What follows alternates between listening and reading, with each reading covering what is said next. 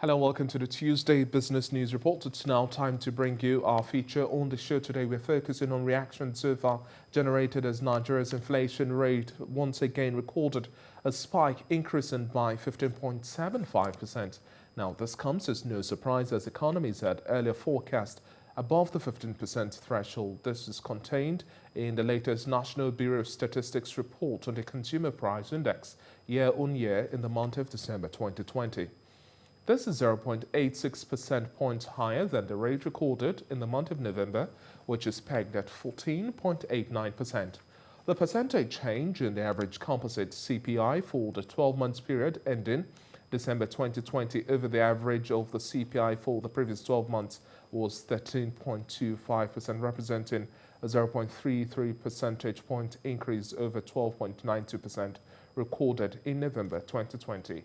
Now, urban inflation rate increased by 16.33% year-on-year in the month of December from 15.47% recorded in November. On the other hand, rural inflation increased by 15.2% in December from 14.33% in the month of November. The CPI once again is fueled highly by the composite food index, which has now hit well over 19.56% in the month of December.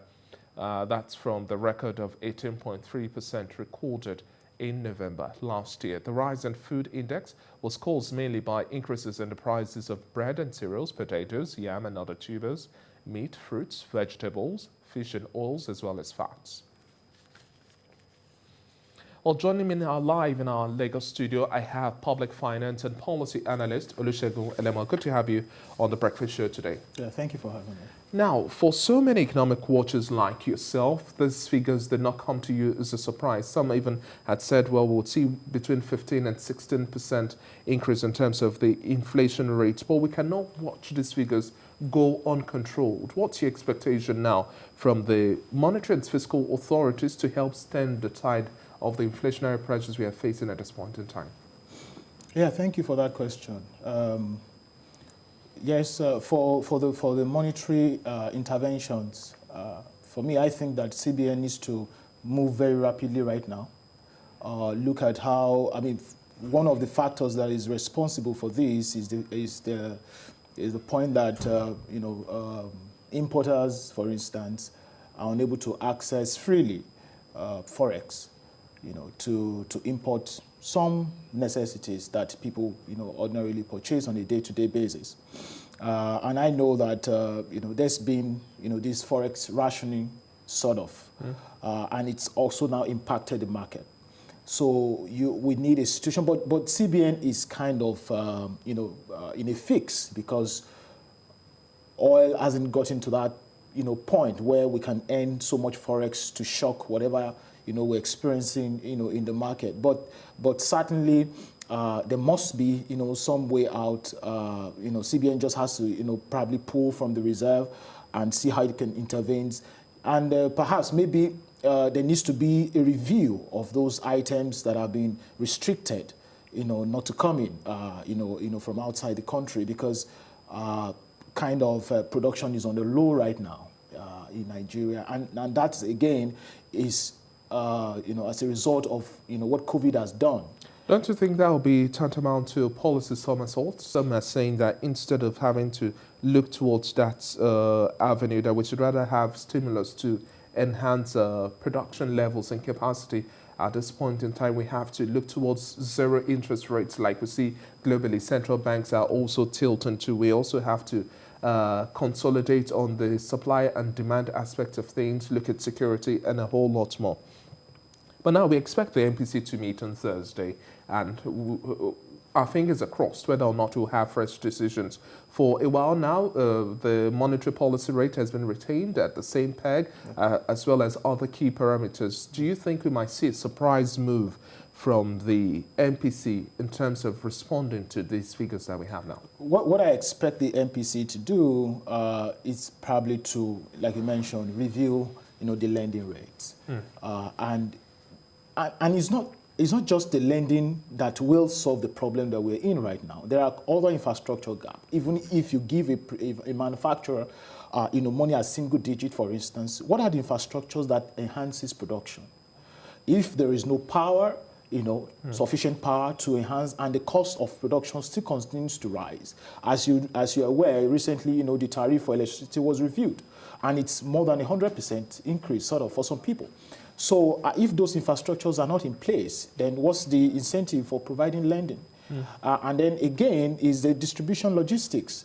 The transportation is not as effective as it ought to be to enhance, a market, that is very friendly. So even when people produce, or when they harvest, how do they move those products to the market? And how do they move those goods to the market? Those are some of the issues that we have currently. And the president, yes, he moved, very swiftly recently in opening the borders. I think it was long overdue to have opened the borders.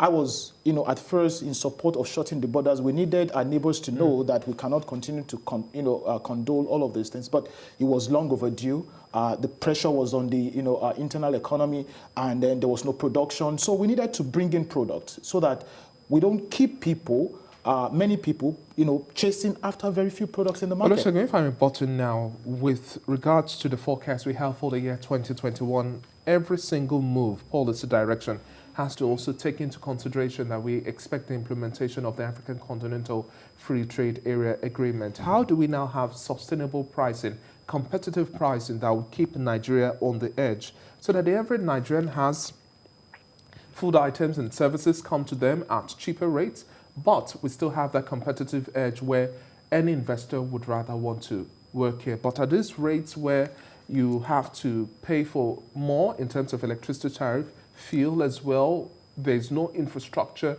it seemingly looks like a dead end. Yeah, obviously. But like you said, the fiscal authorities need to look around implementation of the 2021 budget on one side, how to reflect the economy from that angle.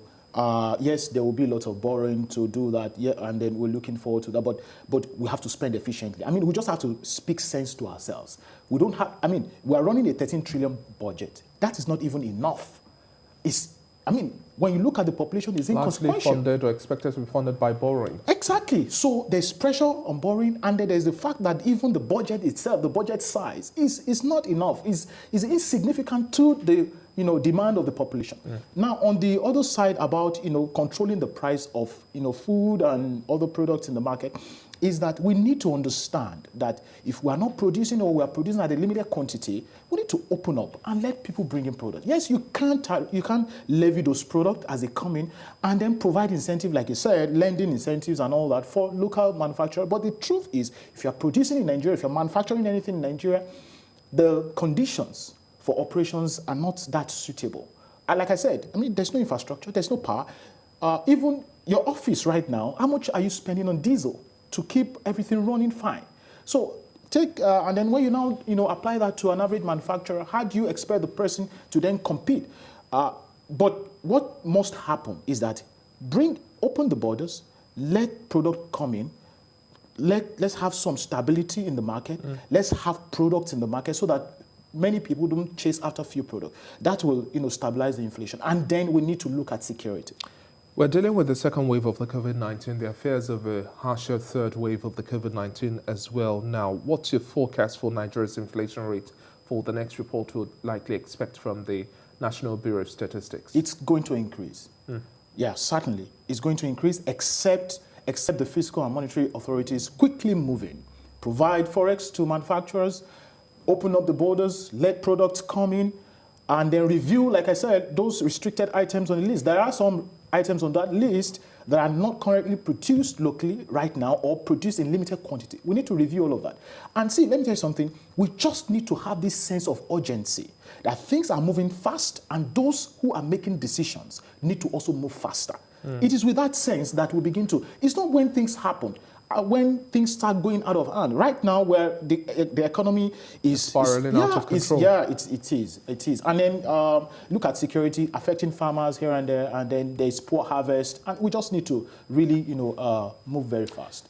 Wrapping up our conversation, I'd just also like to have your thoughts. We had kickbacks from auto assemblers and manufacturers in Nigeria looking at the Finance Act. Quite a commendable effort by the federal government, and also looking at the speedy passage of the 2021 budget, trying to also see that we have the January to December cycle. But implementation of all of these document is key. Now, we have kickbacks where we have those who import now have tariff cuts in terms of tax cuts and levies, so it's not as pricey as it is. For those, it's a welcome development. That means that the average Nigerian can now buy a vehicle at a less cheaper rate. Yeah. But this also stifles the local economy and assembler base, which should also be fueled as well. If you don't have that sector well supported as well, we'll see increases in job cuts, we'll see production capacity go low, and you might not even likely buy a brand new car as an average Nigerian. Certainly. So we